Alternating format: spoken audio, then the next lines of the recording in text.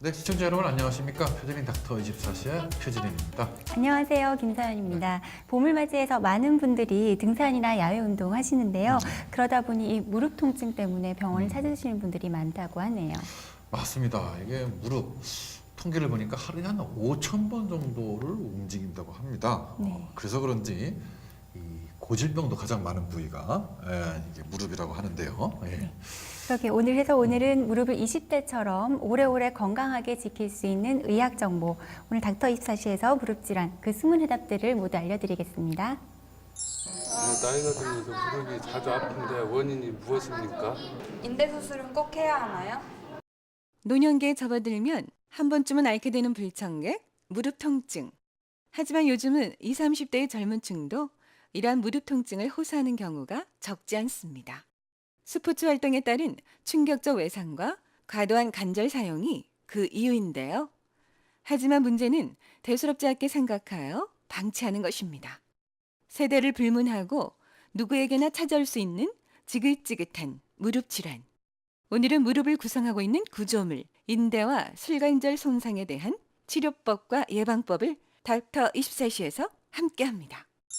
자, 오늘은 무릎 통증의 원인 그리고 해결책에 대해서 알아보도록 하겠습니다. 자, 도움 말씀 주시기 위해서 정형외과 전문의신 김용인 원장님 나와주셨습니다. 원장님 안녕하세요. 네, 안녕하세요. 네. 예전에 이런 관절 질환 그러면 이제 노인들이 퇴행성이나 뭐 이제 연령이 많으신 노인들이 걸리는 그런 병이라고만 생각을 했는데 이제 이 무릎 통증이 이제 꼭 노년층에만 일어나는 건 아닌 것 같네요.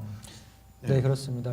예전에는 뭐 젊은 연령층에서는 무릎 질환을 이렇게 무릎 통증을 그렇게 호소하는 경우가 없었는데 최근에는 그 젊은 연령층에서 스포츠 인구도 많이 늘어나고 운동도 이제 좋아하시고 이럼으로써 무릎 통증을 호소해서 내원하시는 경우가 꽤 많습니다. 예, 이 무릎, 그러니까 슬관절이라고 하죠. 인대 손상이 그 퇴행성 관절염하고도 관계가 있습니까? 뭐 급성 손상 같은 경우는 퇴행성 관절염하고 관계는 없습니다. 그렇지만 그 무릎 인대의 기능이 그 관절을 꽉 잡아주는, 그걸 흔들리지 않게 잡아주는 기능을 하는데 이게 인대 손상이 돼서 만성적으로 무릎이 흔들리게 되면 퇴행성 관절염을 유발할 수 있게 됩니다. 네. 근데 슬관절의 구조물에 대해서 조금 더 자세하게 알면 이해가 쉬우실 것 같아요. 네. 우선 무릎 모형을 좀 살펴보겠는데요.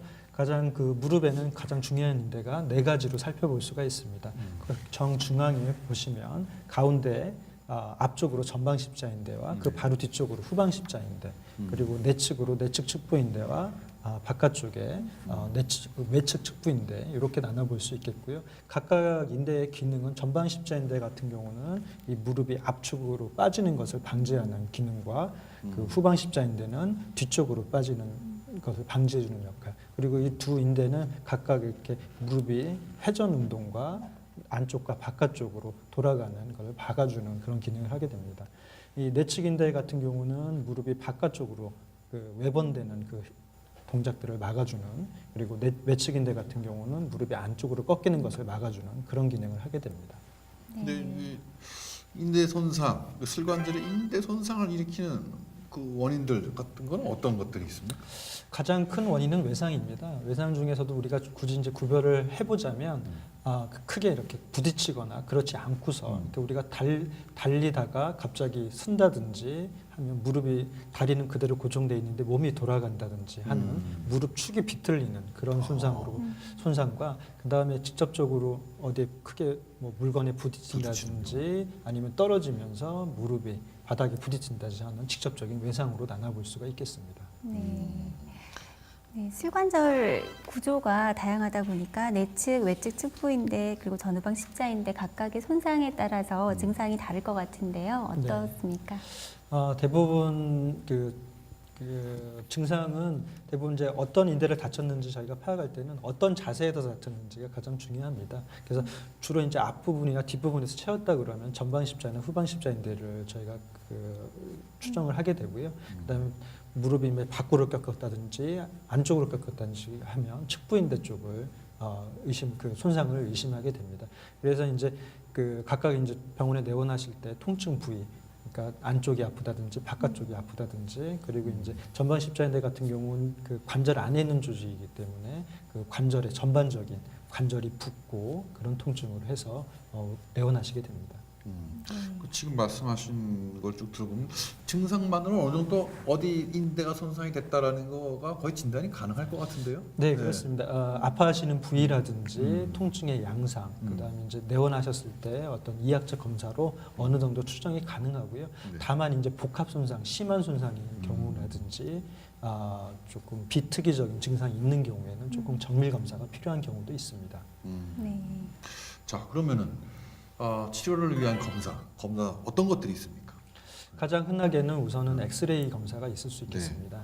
엑스레이 검사는 우선은 뼈의 이상을 보려고 하는 검사도 있지만 그 관절의 간격이라든지 그 인대 손상이 동반되면서 인대가 중간에 파열되는 경우 외에 그 인대가 붙는 부착부에 뼈를 물고 떨어지는 견형골절 가능성도 있기 때문에 엑스레이를 꼭 촬영을 하고요. 그 다음에는 전방 전이 검사라든지 후방 전이 검사라든지 이학적 검사를 해서 동요 정도를 확인을 하고 그거를 그 엑스레이로 직접적으로 확인하는 방법도 있겠습니다. 예전에는 KT2000이라는 그 기계를 이용을 해서 그 어느 정도 밀리는 거를 각도를 측정하는 게 있었는데 최근에는 MRI가 많이 보급이 되고 뭐 보험 제도의 발달로 인해서 MRI 정밀 검사를 또 조기에 시행하는 경우도 있습니다. MRI를 찍게 되면 어느 부위가 정확히 파열이 됐는지 어느 정도 파열인지까지 확실히 알 수가 있기 때문에 치료 방향을 결정하는 데 큰 도움이 되게 됩니다. 그럼 이 무릎이 아파서 오신 경우는 MRI는 보험 급여가 되는 겁니까? 예, 무릎 네. 같은 경우 외상으로 네. 전방 십자인대라든지 반면성 연골 파열, 그다음에 관절 연골 손상의 경우는 보험 급여가 되는 걸로 되어 있습니다. 네. 여러 가지 말씀해 주셨는데 백문이 불여일견이란 말이 있죠. 무릎 건강 백서 20대 무릎을 80대까지 정확한 검진법과 생활습관 그리고 운동 방법까지 직접 화면으로 함께 만나보시죠. 네, 오늘은 건강한 무릎을 지키기 위한 다양한 의학 정보 알아보고 있는데요. 우선 무릎의 건강 유무를 알아보기 위한 검진법부터 만나보시죠. 네, 원장님 안녕하세요. 안녕하세요. 네, 요즘에는요, 이 연령과 상관없이요, 무릎의 통증을 호소하시는 분들이 참 많아졌어요. 이 관절염을 악화시키는 요인들에는 어떤 것들이 있을까요? 네, 무릎 관절염을 악화시킬 수 있는 요인에는 크게 외상, 다쳐가지고 하는 경우도 있겠고, 그리고 최근에 이제 가장 강조가 되는 몸무게가 많이 나가면 그 통증을 더 유발할 수도 있습니다. 그리고 이제 생활 습관 중에서 양반다리, 그러니까 무릎을 많이 구부린 자세, 또 무릎을 꿇는다든지 쪼그려 앉는다든지 그런 것도 악화를 시킬 수가 있고요. 관절이 안 좋으신 분들은 그 울퉁불퉁한 길이라든지 아니면 등산하실 때 조금 높이가 있는 뛰어내려오는 그런 동작들도 무릎 관절염을 악화시킬 수가 있습니다. 근데 무릎을 다쳤을 때요, 이 병원에 오기 전까지 우리가 할 수 있는 응급처치라면 뭐가 있을까요?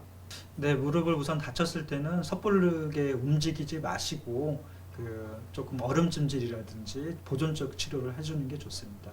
가장 이제 흔하게는 우선은 다리를 조금 들어줘서 붓기라든지 통증을 경감시킬 수 있게 하고, 그 다음에 붕대라든지 이런 걸로 압박을 해주시고, 그 다음에 얼음찜질 이렇게 해주시는 게 가장 중요하겠습니다. 네, 인대 손상이 심한 경우에는 섣불리 움직이시면 오히려 인대 손상이 더 악화가 될 수 있기 때문에 그런 경우에는 주위에 있는 구조물을 이용해서 그 다리를 고정할 수 있는 깁스 치료를 좀 하시는 게 가장 중요하겠고, 다치시고 나서 바로 병원으로 오시는 게 가장 중요합니다. 그럴 때는 옆에 있는 분들의 도움을 받아서 그러니까 과도하게 딛는 것보다는 그 목발이라든지 부축을 받아서 이렇게 이동하시는 게 그 추후의 손상을 방지할 수 있는 그런 방법이 되도록 하겠습니다. 무릎에 좋은 운동법을 알아보도록 하겠습니다. 이쪽으로 천장 보고 바로 누워보세요. 네. 양쪽 무릎을 구부려서 제기 차듯이 이렇게 하시고 5초 들고 계시게 들고 계세요. 하나, 둘, 셋, 넷, 다섯. 그 다음에 살짝 바깥쪽으로 이렇게 돌리신 상태에서 똑같이 5초 유지하실게요. 들고 계세요. 하나, 둘, 셋, 넷, 다섯. 이 동작을 10번 2세트 반복하시면 되세요. 네. 하나, 둘, 셋, 넷, 다섯. 무릎은 살짝 구부리시고요. 들고 계세요. 하나, 둘, 셋, 넷, 다섯. 다시. 둘. 하나, 둘, 셋, 넷, 다섯. 살짝 구부리세요. 둘, 셋. 하나, 둘, 셋, 넷, 다섯. 네. 이번엔 두 번째 운동법을 알아보도록 하겠습니다. 네. 편하게 팔을 이마에 두시고 엎드리실게요. 엎드리신 상태에서 무릎은 살짝 구부리시고 이렇게 들고 5초 유지하실게요. 두개세요. 하나, 둘, 셋, 넷, 다섯. 천천히 내쉬고. 다시 들어보실까요? 살짝 구부리시고. 네, 두개세요. 하나, 둘, 셋, 넷, 다섯. 다시 한번 더 해보세요. 요거 5초씩 10번 2세트 하시면 되세요. 네, 다시 천천히 내쉬고. 다시 한번 들어보실까요? 살짝 보시고. 두개세요. 두개세요. 하나, 둘, 셋, 넷, 다섯. 살짝 보시고. 두개세요. 하나, 둘, 셋, 넷, 다섯. 이제 세 번째 동작을 알아보도록 하겠습니다. 발을 쭉 붙여 놓으시고요. 우선 한쪽 다리씩 이렇게 쭉 올리셔서 당기시고 5초 유지하실게요. 두개세요. 하나, 둘, 셋, 넷, 다섯. 천천히 내쉬고. 다시 올려보실게요. 두개세요. 당기시고. 네. 하나, 둘, 셋, 넷, 다섯. 그다음에 반대쪽도 똑같이 해보실게요. 무릎을 다 펴시게 되시면 오금쪽이 당기시기 때문에 살짝 구부리시고 발등을 당기시면 되세요. 쭉 내리시고. 다시 쭉 내리시고. 하나, 둘, 셋, 넷, 다섯. 이번에 양쪽으로도 한번 해보실게요. 양쪽 쭉. 무릎은 살짝 구부리시고 발등 당기시고. 하나, 둘, 셋, 넷, 다섯. 천천히 내리시고. 다시 한번 쭉. 돌려서 당기시고. 하나, 둘, 셋, 넷, 다섯. 천천히. 다시 한번 무릎 살짝만 구부리시고 당기시고. 하나, 둘, 셋, 넷, 다섯.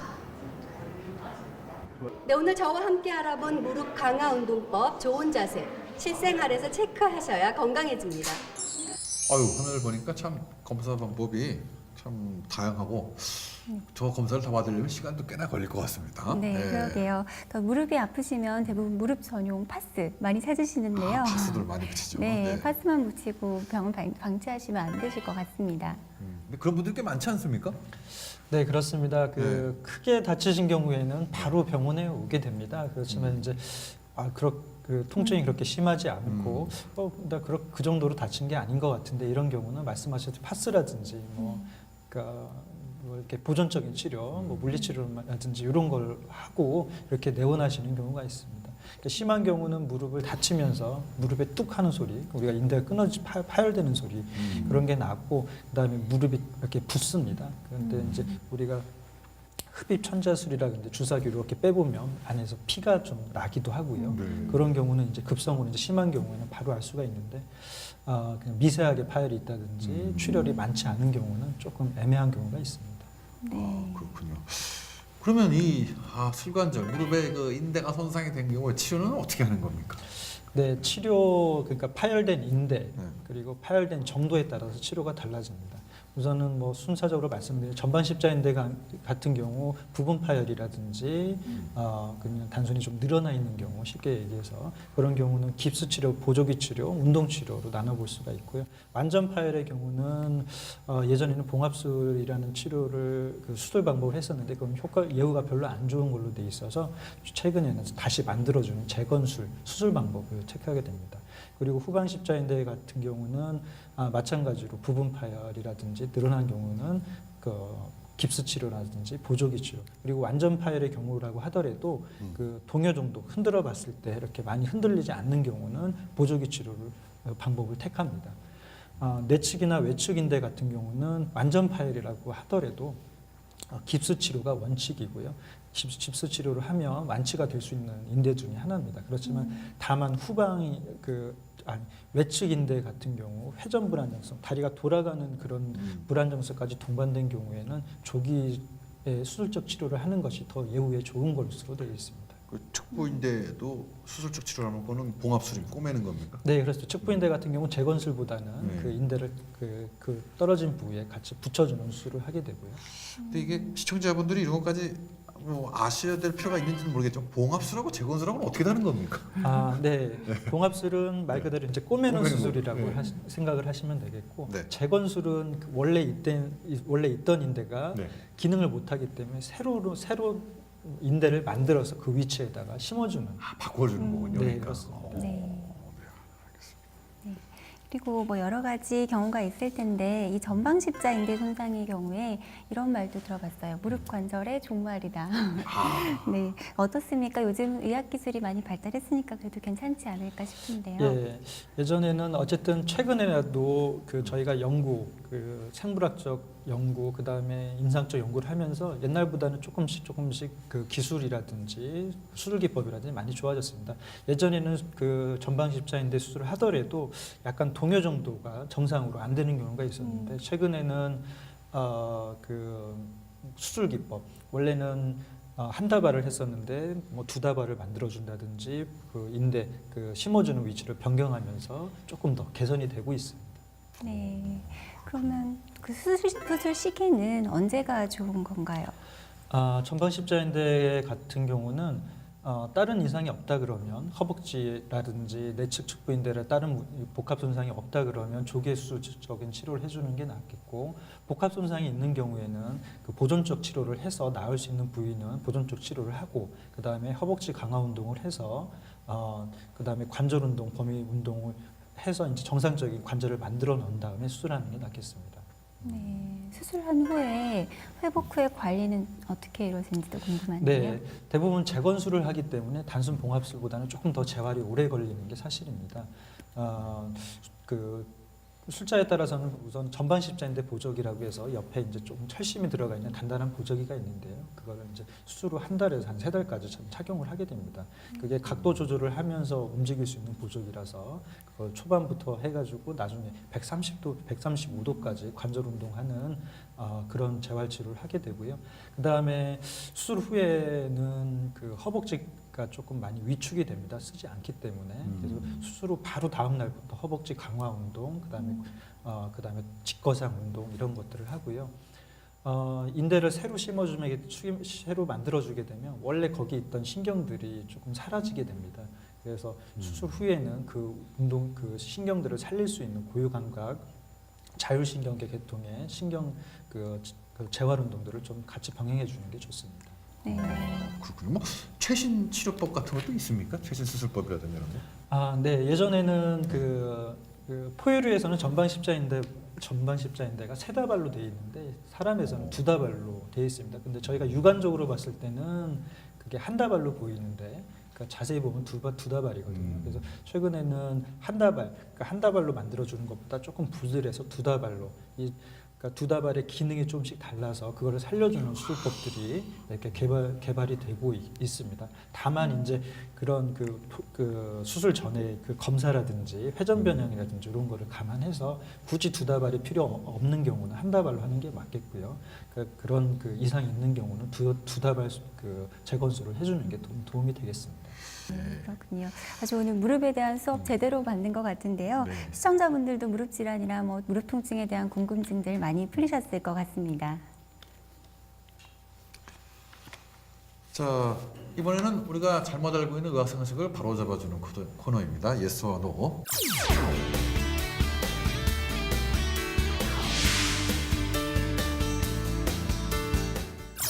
제가 먼저 질문을 드리겠습니다. 자, 운동하다가 다친 인대 꼭 수술을 해야 한다. 네, 냅니다. 근데 인대 파열 부위 어떤 인대냐 그리고 파열된 정도가 어느 정도냐에 따라서 우선은 뭐 깁스 치료라든지 보조기 치료 그다음에 운동 재활 치료가 우선이고요. 그렇게 해도 안 된다 그러면 수술적인 치료까지 생각해 볼 수는 있습니다. 그렇지만 대부분 인대 손상의 경우 저희가 보면 수술하는 경우보다는 이런 재활 치료나 보존적인 치료를 해서 낫는 분들이 더 많습니다. 네. 두 번째 질문입니다. 무릎에 물이 차면 관절염으로 발전한 것이다. 네, 놉니다. 관절염이 아니어도 그럼 물이 찰 수 있습니다. 네, 젊은 연령층에서 무릎 아무 이유 없이 차는 경우가 있습니다. 그러면 그때는 단순 활액막염, 그러니까 무릎을 싸고 있는 그 막을 활액막이라고 하는데 단순 활액막염서부터 뭐 최근에는 이제 통풍이라든지 아니면 무릎 연골 손상이 있을 때 급성이 아니고 만성인 경우에는 만성 자극으로 해서 염증이 생기면서 물이 차는 경우가 있습니다. 네. 그 만약에 물이 차는 거 물을 빼주는 게 좋습니까? 내버려 두는 게 좋습니까?